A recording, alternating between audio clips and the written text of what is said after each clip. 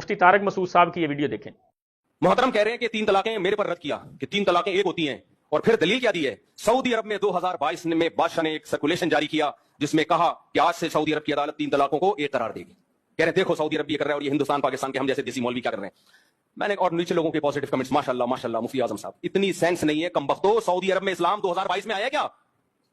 2021 तक वहां के बादशाह का भी फतवा था, जब से इस्लाम आया 2021 तक सऊदी अरब की कोर्ट 3 तलाकों को 3 करार देती रही है। तभी तो 2022 में बादशाह ने चेंज किया उसको, वरना चेंज करने की जरूरत क्या थी? कमबख्त आदमी, 2022 में जो कानून चेंज हो रहा है तो उसको इस्लाम कह रहा है, और 2021 तक जो कानून 1400 साल सऊदी अरब में चला आ रहा है 3 को 3 कहने का, उसको कह रहे बड़े सगीर के हनफी मौलवी। ये इन लोगों की मेंटालिटी है।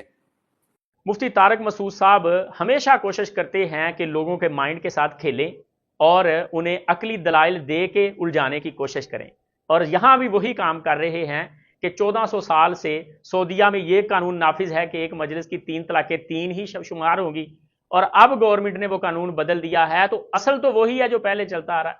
हालांकि इस बात में बहुत बड़ा धोखा है।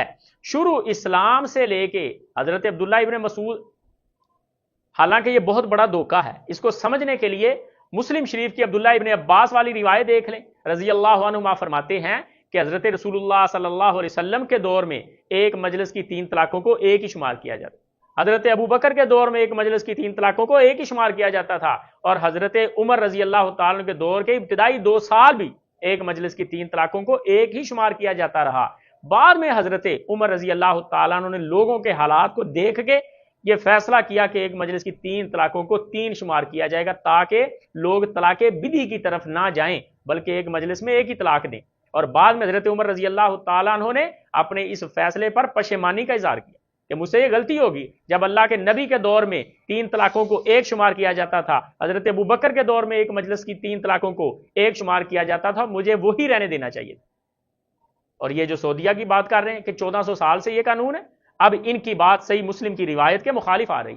असल बात यह है कि जब से सऊदीया में आले सऊद की हुकूमत बनी, हिजाज में आले सऊद की हुकूमत आई, तो उन्होंने हम्बली होने की वजह से एक मजलिस की 3 तलाकों को 3 शुमार करना शुरू किया।